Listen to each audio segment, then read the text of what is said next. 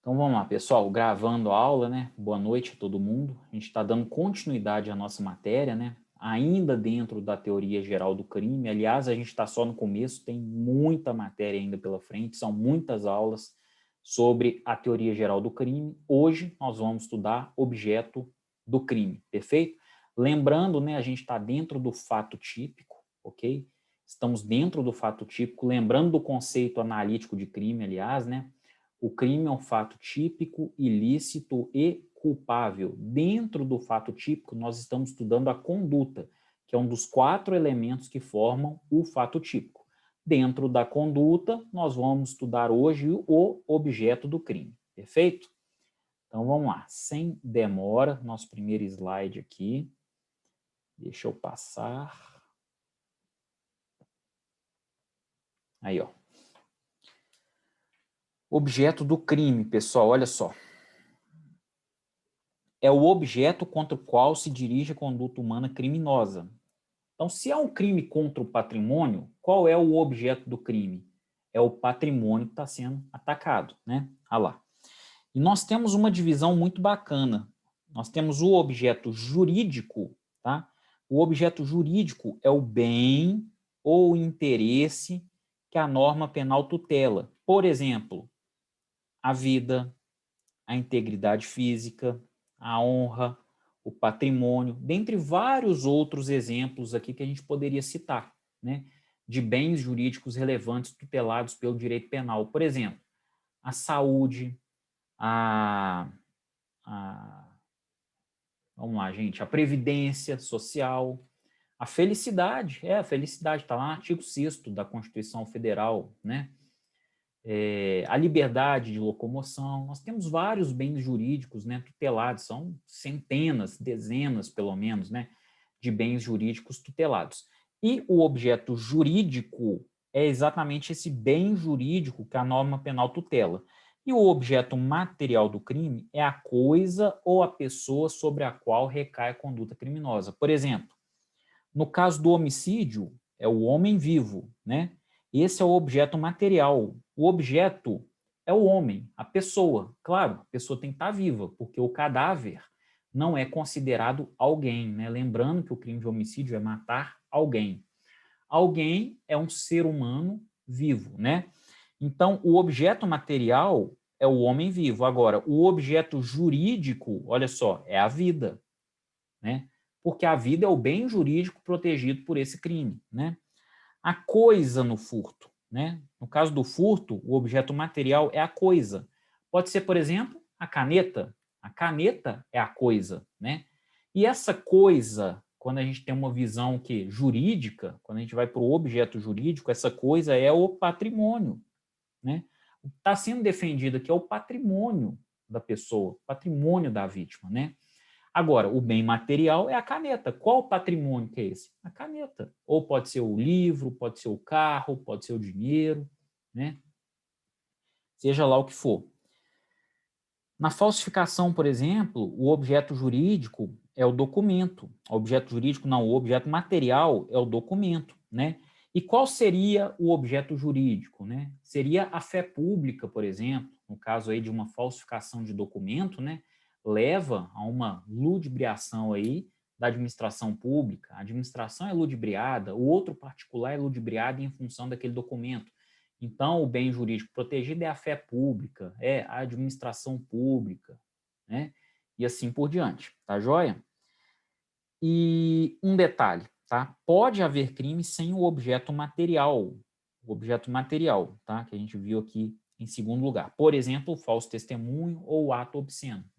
São crimes que não possuem objeto material.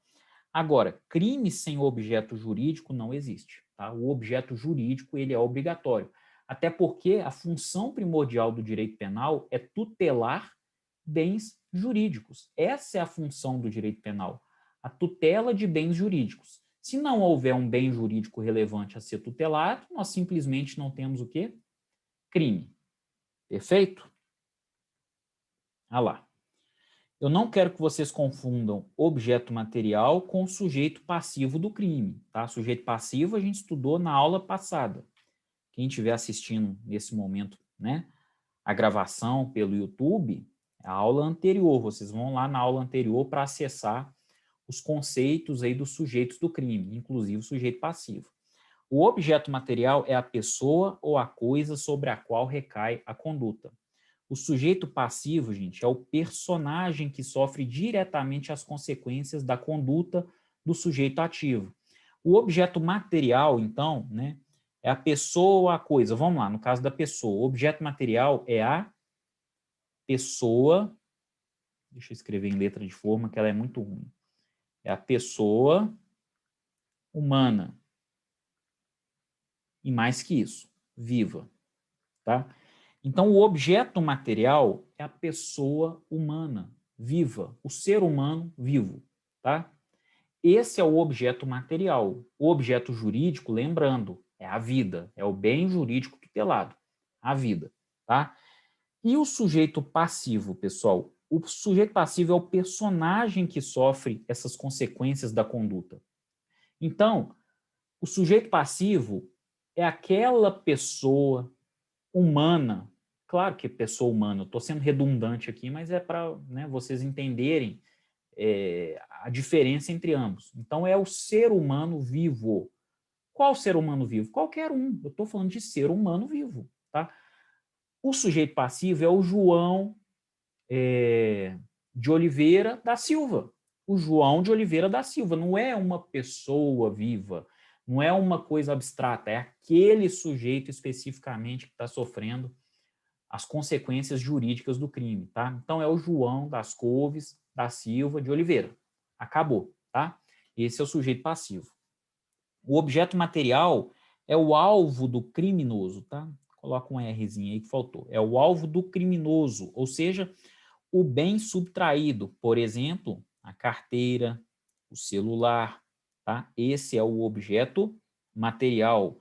E o sujeito passivo do crime, do furto, por exemplo, é o proprietário do bem subtraído, é o dono da carteira do celular. Então, objeto material do crime de furto, pessoal, é a carteira, é o telefone celular subtraído. E o objeto jurídico é o patrimônio, lembrando, né? É o bem jurídico tutelado, o patrimônio. E o sujeito passivo, pessoal? O sujeito passivo é o proprietário do bem subtraído. É o José de Oliveira Silva, né? Coelho, sei lá, falei um nome aqui aleatório. Mas o sujeito passivo é aquele sujeito que sofre literalmente as consequências do crime, tá? É a pessoa, beleza? Então não confundam, por favor. Uma atenção especial aqui para a gente terminar essa aula. Nossa, que foi bem curtinha mesmo, tá? Podem se confundir no caso concreto, mas dá para fazer uma diferença técnica. A gente pode fazer uma confusão no caso concreto, mas tecnicamente a gente consegue fazer essa diferença. Olha o exemplo. No crime de lesão corporal, o objeto material do crime é a integridade física da pessoa, tá? Então, a integridade física da pessoa é o objeto material. E o objeto jurídico, pessoal? O objeto jurídico é a incolumidade, né? A saúde da pessoa, a incolumidade, ok? E o sujeito passivo, por outro lado, é quem? A própria pessoa, tá? É o José de Oliveira Silva Coelho, tá? Então é isso, pessoal. Não quero que vocês confundam, né, o sujeito passivo do crime com o objeto material, beleza?